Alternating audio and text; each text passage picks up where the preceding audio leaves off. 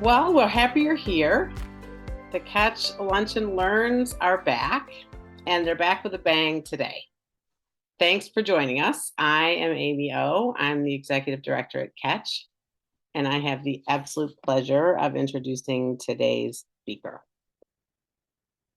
Catch is joined today by a true Northbrook treasure, in my humble opinion, who embodies our core values.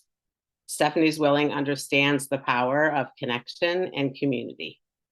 She's the founder of Providence Farm, a sober living facility for young men in Northbrook, and she's seen firsthand, time and again, what finding community and connection can do for someone battling substance abuse disorder. Steph is a licensed clinical social worker, and she has worn a lot of hats in the mental health world. But all of her accomplishments pale in comparison to her compassion and her deep commitment to helping those who are struggling to find peace and belief in themselves. Today, Steph will share her heart and wisdom with us. She will help us better understand how to connect with our kids to develop honest and authentic relationships so that talking about the tough things can happen without judgment and fear. I'm really glad you're all here. It is my privilege to welcome Stephanie Zwilling. That's so nice. It's meant, it's heartfelt. Thank you. I'm here and excited today to talk to you guys about what I think is our superpower in both parenting, but also in life. And it's fascinating how little how little time we spend talking about our nervous systems. Um, and you guys might be thinking, what in the world are you talking about? Why is my nervous system the topic of this conversation? But it has everything to do with what it feels like to be in a relationship with us, which I think is the everything in parenting. So your nervous system, you guys know, regulates a bunch of stuff in your body, your digestive tract, your heart rate. The only thing that our nervous systems regulate that we're actually able to exercise any control over is our breath. And I'm going to bookmark that for you because I think that's super interesting. And often I think we don't check in with ourselves to just consider for a moment, how are we feeling in our body right now in this moment? So I'm actually going to ask you guys to do that before I really get started today, to just check in with yourself. Do you feel relaxed? Do you feel activated and anxious? Do you feel nervous? Do you have a million things to do? Do you feel impatient? Notice that. And then if you can for me, and I'm so sorry that it's sort of hokey, but I'm going to ask you to just take a little bit of a deep breath and like shake out your shoulders and just try to bring yourself into a space of some regulation and some calm. Um, this this space, this bringing ourselves into a space of regulation and calm, to me is the everything connected to the topic of how to be in a healthy, connected, open, flowing, reciprocal relationship with our kids. Um, there's this concept they talk about. Um, it's people will not remember what we say, but they'll remember how we make them feel. And I think that's true of parenting too. I imagine that a lot of people, when they heard this topic, the idea of curious, not furious, perhaps you were thinking about what would happen when you have an issue that you want to discuss with your kid and the activation that they might be experiencing, around that issue. Maybe they did bad on a test, or maybe they did something wrong and you want to address it with them. But I actually want to encourage us to gravitate away from only thinking about our own self-regulation in the space of when we're in conflict, because I think what's more important is our self-regulation as we move through the world as a human in the world on a daily basis. And what this is really connected to is the idea of doing our own work so that we can bring ourselves to be as regulated, as vulnerable, as healthy, as open, to be able to engage. One of the acronyms that we use in the world of therapy is PACE. It's a playful, accepting, curious, and empathic. So when we are in a space of regulation, we are much better able to have levity, to joke around, to come into conversations with calm, curiosity, and of course, to be able to perspective take. So, we can come to a conversation with our kids from hey, what happened on the math test today? Looks like you really struggled, or we can come to like, "Ugh, algebra was the worst, and have invite a different response. Um,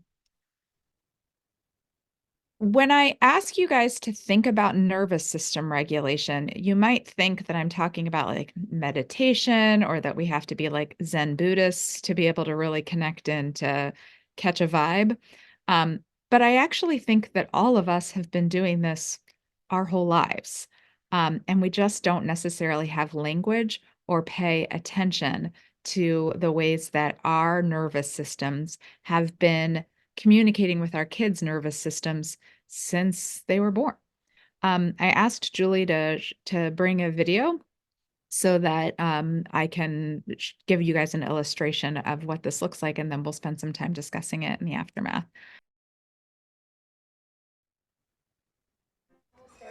Babies this young are extremely responsive to the emotions and the reactivity and the social interaction that they get from the world around them. This is something that we started studying 30, 40 years ago, when people didn't think that infants could engage in social interaction.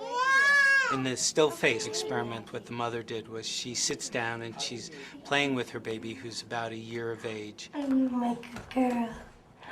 Oh. And she gives a greeting to the baby gives a greeting back to her. Yeah. This baby starts pointing at different places in the world, and the mother's trying to engage her and play with her. They're working to coordinate their emotions and their intentions, what they want to do in the world. And that's really what the baby is used to. And then we ask the mother to not respond to the baby.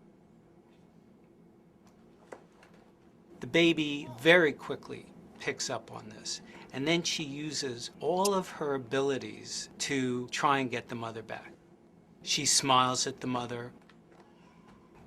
She points because she's used to the mother looking where she points. The baby puts both hands up in front of her and says, "What's happening here?" She makes that screechy sound at the mother, like, come on, why aren't we doing this? Even in this 2 minutes, when they don't get the normal reaction, they react with negative emotions, they turn away, they feel the stress of it. They actually may lose control of their posture because of the stress that they're experiencing. Okay. I'm here. And what are you doing? Oh, yes. Oh, what a big girl. It's a little like the good, the bad, and the ugly. The good is that normal stuff that goes on, that we all do with our kids. The bad is when something bad happens, but the infant can overcome it. After all, when you stop the still face, the mother and the baby start to play again. The ugly is when you don't give the child any chance to get back to the good. There's no reparation, and they're stuck in that really ugly situation. I'm guessing that most of you have seen that video before, but I've always loved it, even though it's so old, because it really illustrates the truth that we are neurobiologically wired for connection from a very young age. What you're watching is the mom and the baby. The mom is attuning to the baby's cues, paying attention, noticing, and the baby is responding. They call that in neurobiology reciprocity. They're learning how to be in a relationship with somebody else. And the cues, and this is actually fascinating to me. I remember reading this when I started studying polyvagal therapy, was that we are actually scanning for safety with our nervous systems and with our facial cues and our voice cues. Again, this is just part of being a human. So we're listening to the way that voices sound. And they say that this part around the eyes is actually the spot where we look most often to assess safety. And so I think about that, and it kind of overwhelms me to imagine that we are scanning for safety all the time. In fact, I can only see about 5 or 6 of you on the top of the screen, but I'm watching your faces for affirmation, for smiles, for giggles when I make a joke. And that's how I know that you're attuned to me, that you're paying attention to me, that you're curious about what I'm saying. And that's why I so badly wanted to be able to see you guys today. That's how I know if it's okay to keep making a joke. That's how I know if, I'm being boring. It might be a way that I can check in with Amy and be like, oh God, Amy, did I say something really stupid, so that I can correct myself?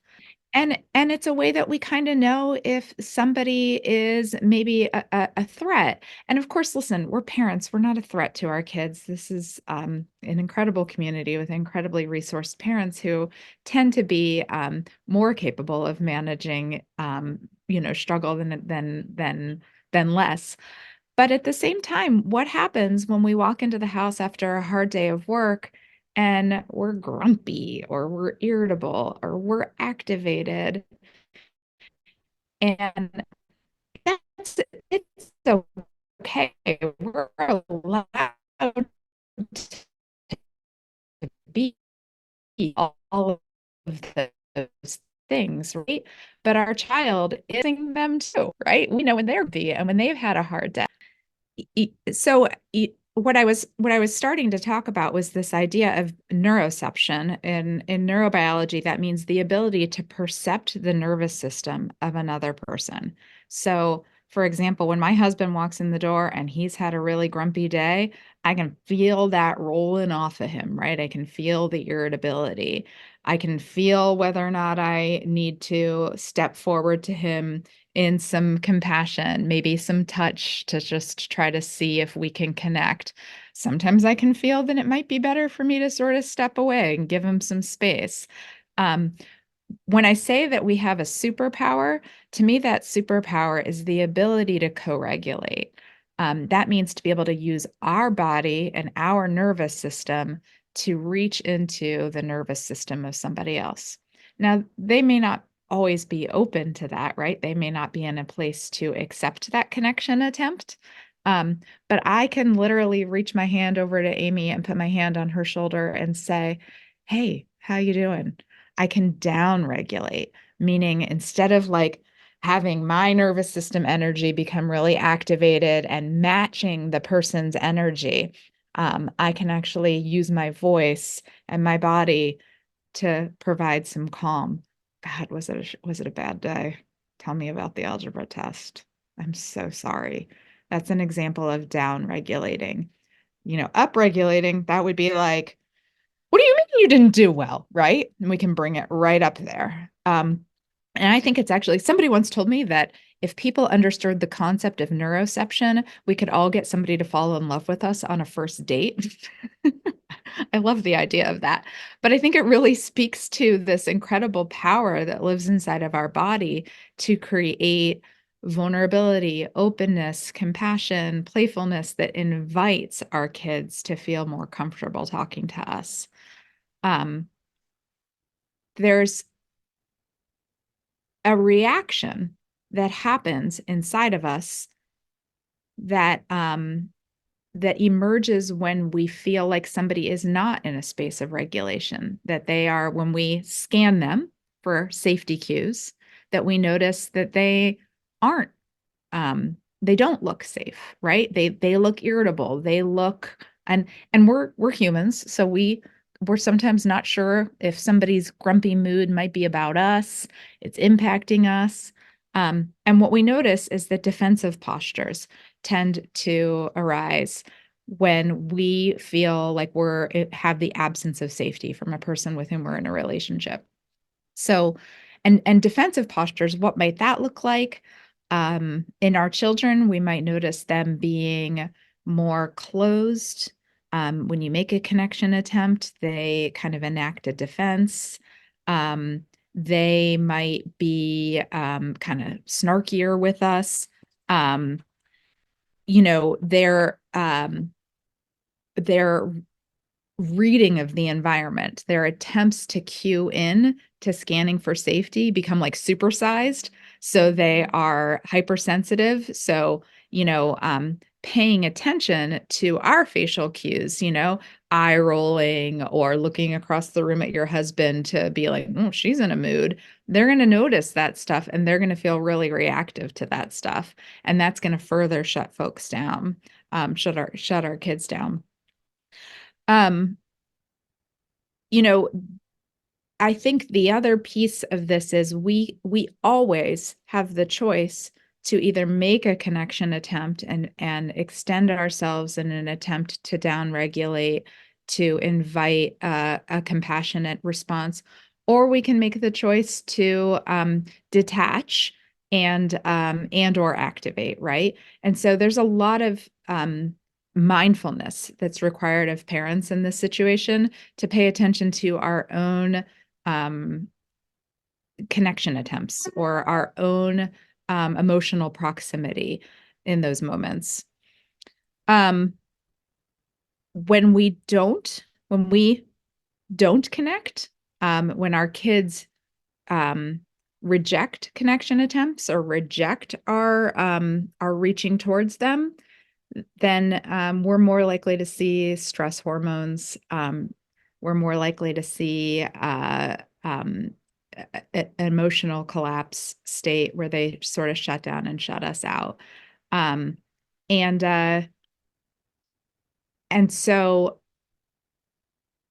modeling what it looks like to try to healthy connect, that delivers for them an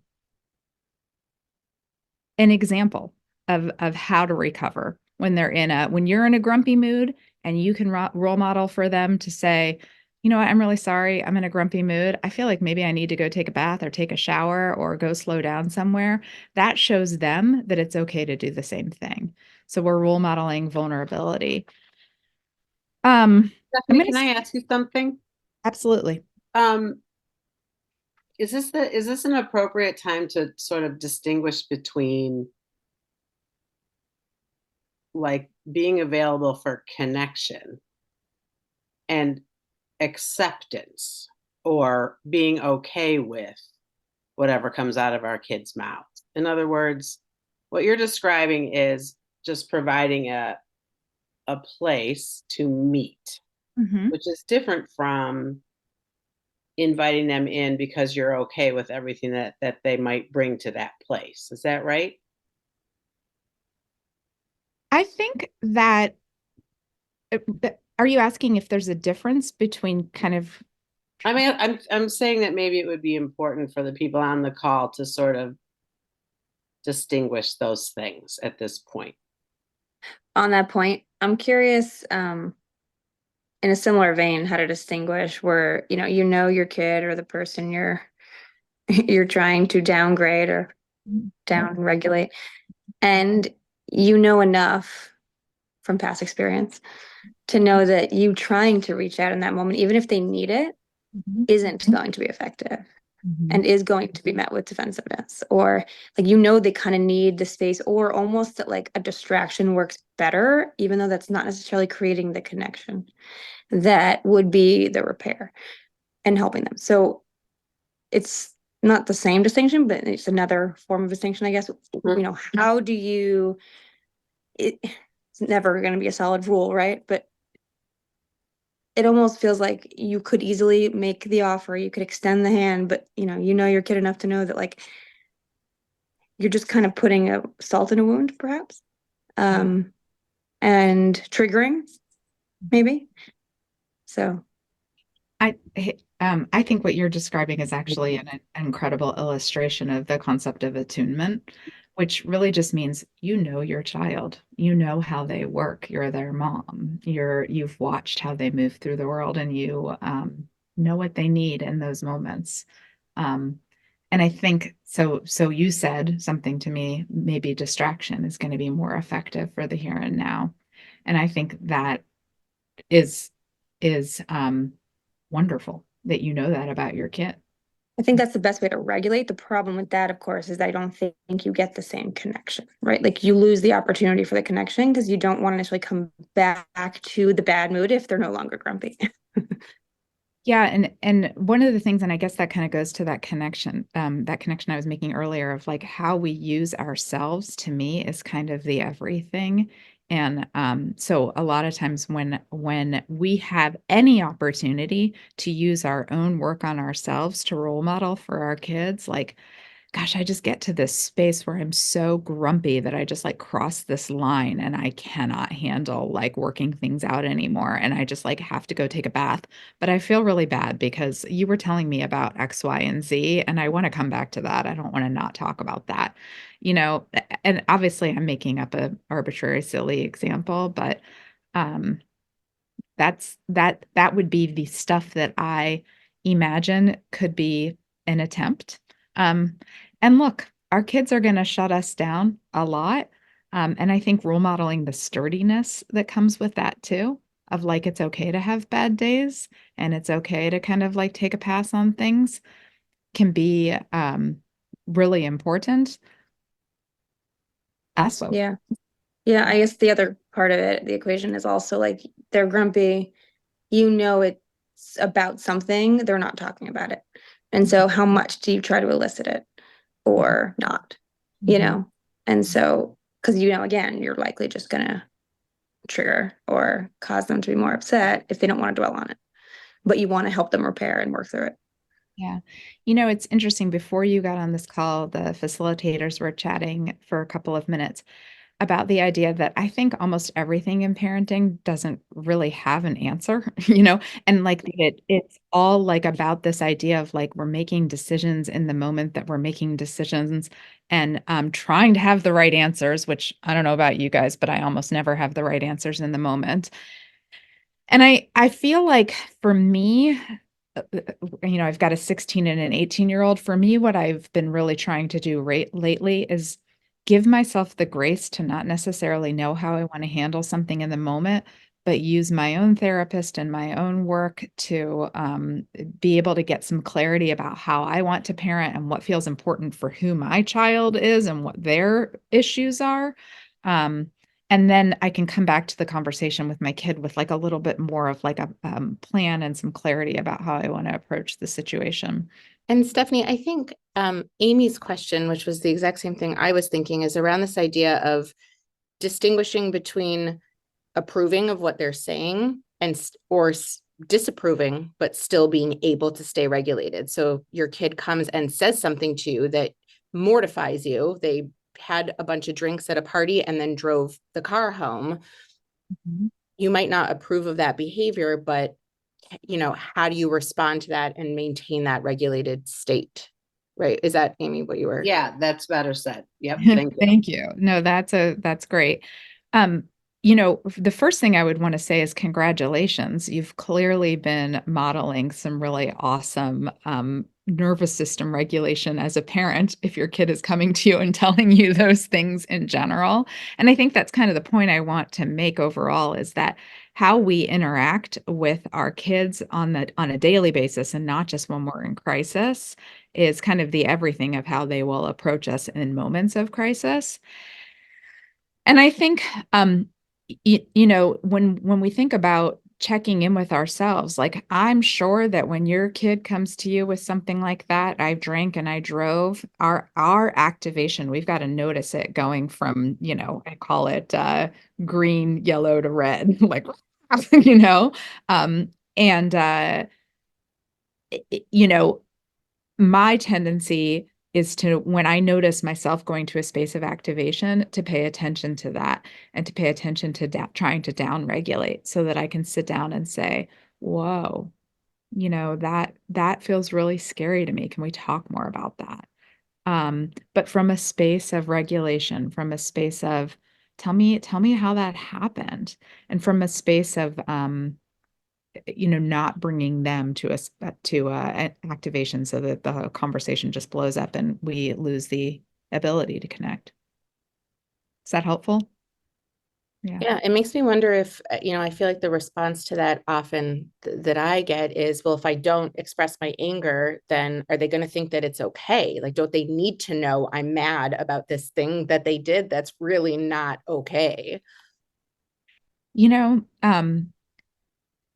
I have a tendency to think that the consequences are what communicates the boundaries.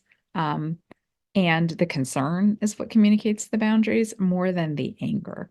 The anger is just like throwing gasoline on a fire. And I think it's the thing that disrupts connection. Now we can be angry, we can say, I feel really angry about this. I think I need a minute to kind of like step aside and really gather how I feel about this. I need to spend time talking to my partner, your dad, to figure out how I feel about this.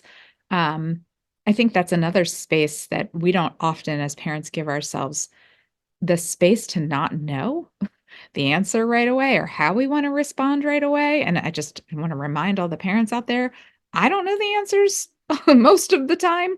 And I think, collaborating and coming to some clarity with the people that we use in our lives as our consultants helps us be able to come back to the conversation with like a plan, which the plan makes us feel like we have some semblance of control and a little bit more regulated ourselves. Mhm. It's almost like buying yourself a little bit of time and Absolutely. sitting in the discomfort for a bit and the unknown and then revisiting it when you're Yeah. able to. Yeah, that makes a lot of sense. Yeah. You hear people say all the time, the worst thing that my parents could be was disappointed in me. I think that the screaming and the yelling tends to actually diminish our power as parents. Diminish our kids, respect for the way that we're managing an interaction. Um, Look, we're human. We're going to get angry. I think the modeling and the willingness to be vulnerable with um hey, I don't really like how I handled that. I wish I hadn't lost my temper and I want to, but I do need us to talk about this. Um, you know, our ability to model vulnerability, to model regulation, to model healthy assertive communication is kind of the everything. I mean, the what is the Brad Reedy, one of the parenting experts that I really like, says our kids don't listen to so much what we say. They listen to what would they pay attention to what we do, and that is really what parenting is. If all of the like wisdom that I dropped at Jacob and Ella's feet, like took root, that'd be fantastic. But I have a feeling they don't remember most of what comes out of my mouth. Mhm. Is there anything else, Stephanie, that you wanted to share with us at the outset? We do have some questions, but we've got time here. So if you want to just sort of finish up your remarks, if you have anything else, and then we can move on to questions. And please feel free, folks, to put them in the chat or to be prepared to raise your hand if there's something you'd like to ask her directly.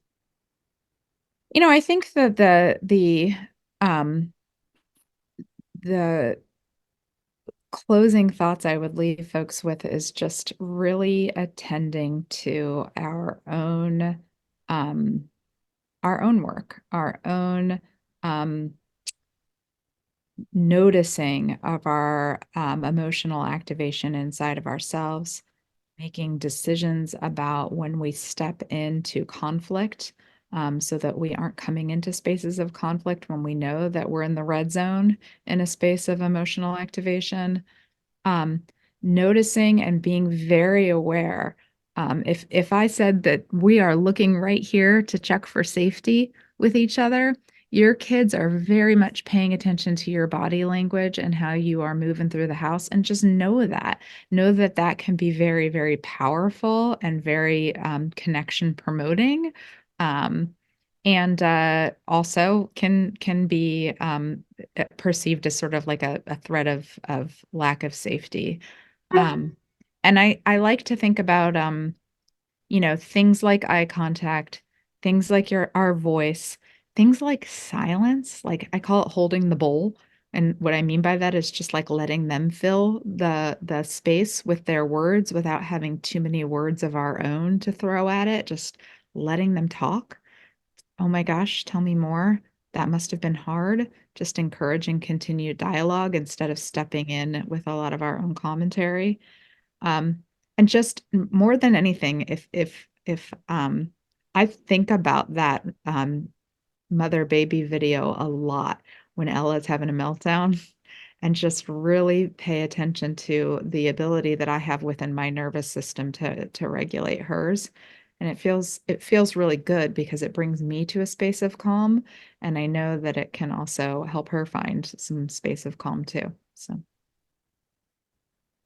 Do you think that we can fill the bowl with silence? Because I remember times when my daughter was extraordinarily dysregulated, that the best thing I could do was literally to sit with her in silence. I'd never heard that fill the bowl thing, but I feel like we filled it with quiet. Yeah, with just space. yeah. Yeah. Yeah, I love that. Um, so we do have a couple of questions that have come in. And again, please feel free, folks, to share whatever it is that you'd like to have Stephanie answer for you. How do you connect when they are not starting the conversation? For example, you are not happy with their grades, but they don't really care about their grades. How do you open a conversation without getting a negative reaction right away?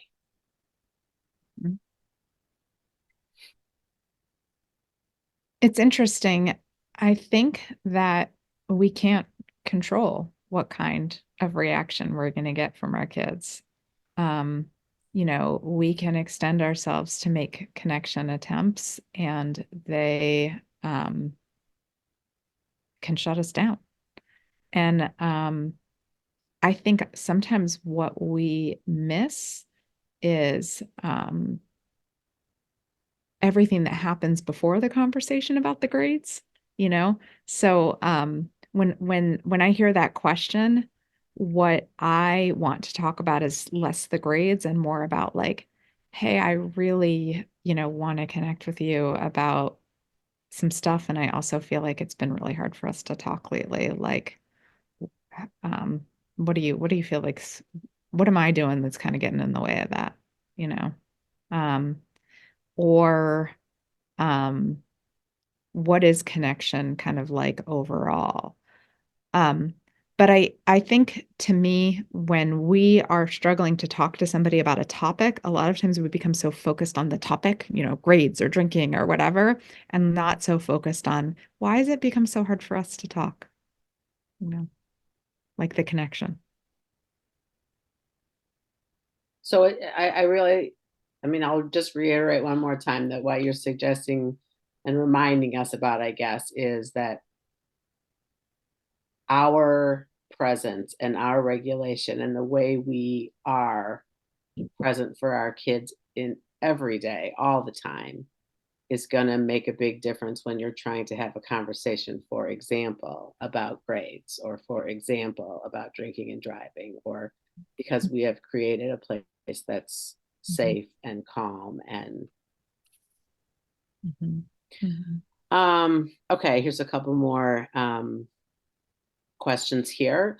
What do we do if we see someone else, like our spouse, approaching our kids in an activating way or talking too much? My spouse loves to lecture and hear himself speak, and he says he's educating our kids. God. I'm sure that never happens to anyone but this particular audience member. No, it's so challenging, right? And like, listen, I'm a believer too, in like to some degree, we are all on our own journeys doing our own work, right? The best thing I can do for my partner is my own work. The best thing my partner can do for me is his own work. I can't prescribe or force him to do his own work, you know? I can privately communicate to him that I feel like I notice that shuts down our child, and express concern about that. Um, I think that can be a really challenging thing to do in front of our kids. But at the same time, when our kids get older, they know, and I think the acknowledgement of I know that can be really hard for you and really shut you down when we communicate with you in that way. I think we can model for our husbands, sorry, for our partners. um, but to me, everybody's got to figure out their own style. And look, we can't force somebody to change the way they parent. We can only throw the flag on the playing field lovingly, you know. It's hard though, because I think often our kids look at a partnership as just that one. And so your partner's behavior can reflect on yours, and that makes it a little more difficult maybe to be in the moment with your kid, huh? I think that the decisions that you make in terms of your boundaries are a unified decision. But I think how we move through the world is very uniquely us. I think our kids are smart enough to know that, you know, how I am, which parent to approach when they have a problem with something. If one of them has a tendency to become really activated, then it's likely that that parent is going to experience some diminished connection. And that's, hopefully the motivation that they might have to do their own work eventually. But, that's their journey. Fair. Um, how do you open any type of communication with a teenage boy when you feel like you have little in common with them other than the to-do list you've got for them? I actually so feel that right now. I have been feeling really jealous because my husband and my son play the same sport and they are both into watching sports and they can talk about sports all the time. And I feel like the only thing I have to talk to Jacob about right now is to ask him questions about his life, which usually just annoys him, you know? Um, I think we have to remember that we're in for the long game here. You know what I mean? I've been really trying to remind myself. I mean, first of all, I can kind of spy my moments, where he might be a little softer and a little bit more available for connection with me. And we have a thing, we watch Ted Lasso at night, so usually I can even sometimes I swear we're just sitting next to each other in bed watching Ted Lasso, but we're trying. Um, but I think I think letting them be in the developmental stage that they're at and letting it be a time. I mean, Jacob and I were thick as thieves when he was little. And so now we're maybe a little further apart, and I have trust in our attachment and in our connection that we will come back together. Amy, can I chime in with a question? Mhm. I have two actually. Mhm. One is, Stephanie, what do we do if our face and our nervous system and our regulatory system are all kind of intact, and yet our child, our teen doesn't really want to hear what it is we have to say. So there is a consequence and they're not pleased about it. Or, yeah, there's repercussions for their actions. And doesn't that then make them not want to come talk to us after, even if we've maintained that regulated state? Honestly, I don't think so, Lisa. No. I think you know, um, the thing that disrupts connection to me is a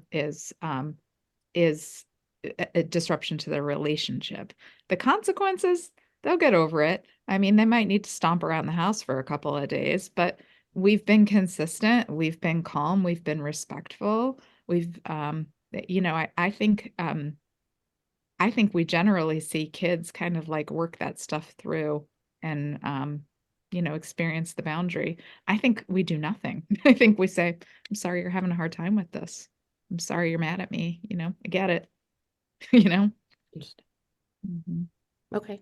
My other question was about repairing for parents and caregivers here who feel like, oh man, we've had a lot of years so far, my kid and I, and we haven't quite done it this way.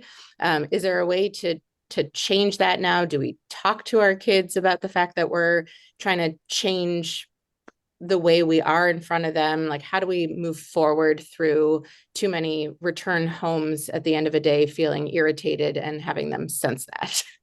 I love that question. God, I love that question so much. I love the concept of just being honest and vulnerable with our kids, of just being like, I am really working on getting my shit together. Pardon me, universe. You know, I don't like the way I've been showing up. I feel like I've been really crunchy and irritable, and that's just not how I want to be as a parent with you guys. And so I'm working on this, and I'm probably going to mess it up a lot. And I'm probably going to be all like spicy with you when you point out that I'm messing it up a lot, but I want you to know this is what I'm doing to work on it. And then do that, you know, and then actually have to do that work, right? I think that's honestly, like, that isn't that what we want for our kids? Like, to learn from the ways that they have made mistakes interpersonally in their lives, and to feel okay about asking for help to make corrections in how they move through the world. I think that's beautiful.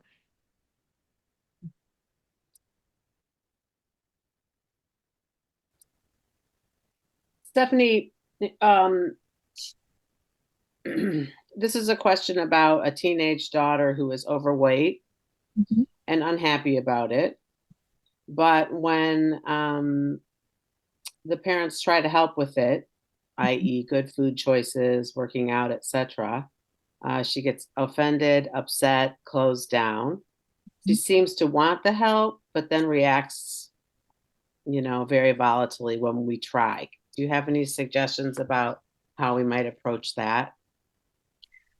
Might try to take myself out of the equation, just offer support that isn't me outside of the house, so that I don't have to be the person that's serving in the role of going to the gym or healthy food choices, that they have a nutritionist in a private space to do that work. Um, you know, what's most important to me, kiddo, is that I have a healthy and connected relationship with you. And when we talk about this stuff, it feels like it creates disconnection for us, and that feels so bad. That's not what I want for our relationship. So I'd love it if this is something you decide you want help with, I'm down, but I'm going to offer you somebody that's not me, because I know it can be really annoying to have that be your mom. Yeah, there was a comment in the chat earlier about um, grades, Mhm. and that one of our attendees had gone to a training where the psychologist said grades are between your kid and your teacher. What you can do is try to support them Mhm. in their efforts to learn the material and do well. But so that's kind of similar, right? Taking yourself a little bit out of the equation there, Mhm. and but offering your safe space. Yeah. Yeah. I think like so much of it is also like a little bit of developmental age. I think when we have, younger kids, we have more structure, right? We might have more boundaries in place to try to support them in learning good, healthy school habits. And that as they get older, we really have to kind of back off, and that statement becomes especially true. But I love the idea of that. I think my husband, who is a teacher, would say that too. Um, you know, you hear so many people say, what is it, like, students or kids are like popcorn kernels. They pop when they're ready, or they pop when they're hot, or something like that. And he's talking about that academically, like meaning that some of them don't, some people don't really take to school in high school. I don't think I took to school a ton in high school, quite honestly. Maybe a little bit towards the end. I don't know. I'd like to explore just for a second a little bit more about how trust fits in to this Mhm. attempts to connect with your kids, and if you lose trust with your kid, how you regain that. And can you just speak to that in a general way? I know we had a question regarding, like, whether or not your kid is taking drugs and whether or not you should test them for those drugs, or whether or not it should be a trust that develops from a different kind of connection. Or can you just talk to that a minute, Steph? Yeah, I mean, listen, I think we're talking about parenting in a very general way here, right? And so the ideas that I'm sort of talking about, I think are general parenting ideas that apply to everybody, right? But I think when we have kids who are really in crisis, we need more help, right? Like we need more consultation. We might need to talk to a therapist to kind of, figure out how we want to approach different issues. Um, and so if you have a kid in crisis and you really have a situation, um, then some of these answers are going to feel some of what I'm talking about today is going to feel really frustrating to you because it's going to feel like that's not adequate to address what's going on in crisis. And you're absolutely right. Um, there is no question that the fundamental concept of staying in connection to our child is the most important thing we can do as a parent, as best we can in their developmental stage, right? And so, but there's also no question that sometimes we have to like really step up our game, right? Um, Emotion regulation to me is a necessary ingredient of every stage of parenting. Being able to down-regulate ourselves enough to extend ourselves compassionately to our kids is necessary regardless of what's going on. Um,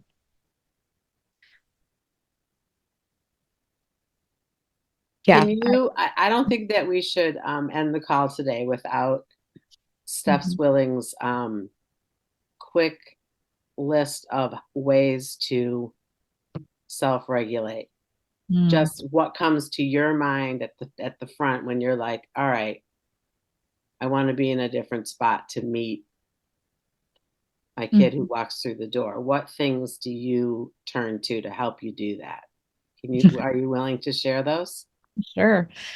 Um, I mean, it's very funny. I always joke around that I'm like the dog from the Bacon Strips commercial.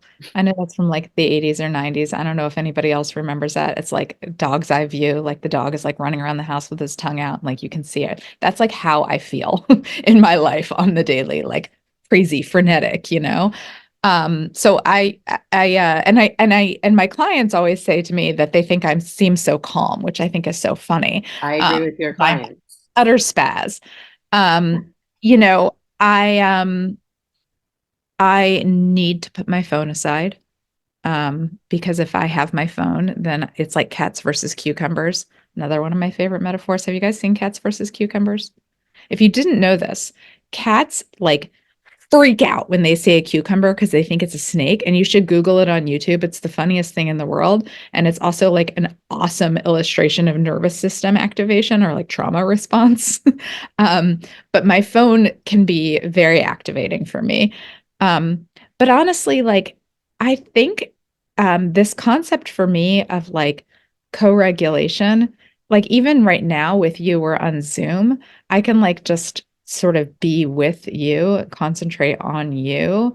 And I think that the connective flow, like the energy that kind of comes from me towards you and the energy that comes from you towards me, we are regulating each other in lifetime. And we're paying attention to just each other. We're not letting all of the stimuli around us kind of enter into that. I'm on Zoom with like a bunch of people that I can't see. And if I thought too hard about that, I'd probably freak out. Um, and then, I mean, breath is, I think, um, you know, meditation, and I'm not suggesting to people to go meditate, but I think what's fascinating about meditation is that breath is the only part of our nervous system that we have conscious control over. And so that is like a tool or a superpower tool given to us by, you know, whoever made humans, to help us regulate our nervous system. Very helpful. Thank you. We have time for one more question, and I'm going to end it with this one. My kid loves to text me during the day. I feel like it's a bad habit and he should manage his day on his own. How do I set boundaries? I don't want to damage our connection. I love that. You know, it's funny. I love the idea of our kids learning how to solve their own problems with other resources that are available to them besides us.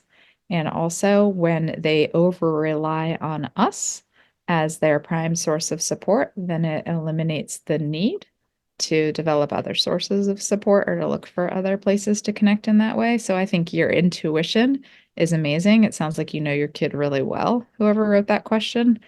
And I think just being transparent, transparency is underrated. Utterly 100% transparent with your kid of just saying, hey, I feel like this. And I feel like I want you to be able to connect with me during the day when you need me.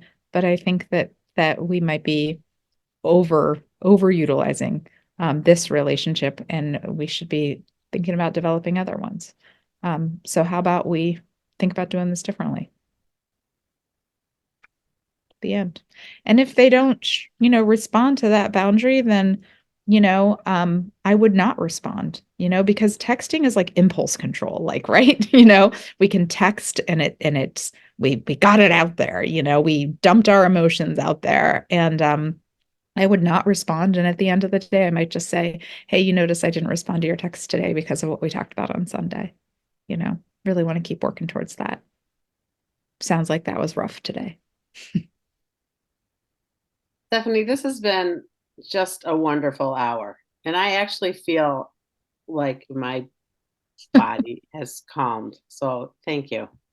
Thank you for being part of Catch and for coming and sharing your wisdom and your heart today, as I said you would. So much appreciated. And thank you to everybody who came today and joined this conversation. Catch is grateful that you engage with us, and we urge you to continue to do so. Come join us. Come volunteer for us. Come be a part of us. We welcome you all in. These are our upcoming events. We're having a first annual 5K in April, and we will also host our next Lunch and Learn, which is all about ADHD and breaking it down. Join us if you can. And in the meantime, reach out if you need help or connection, and take good care.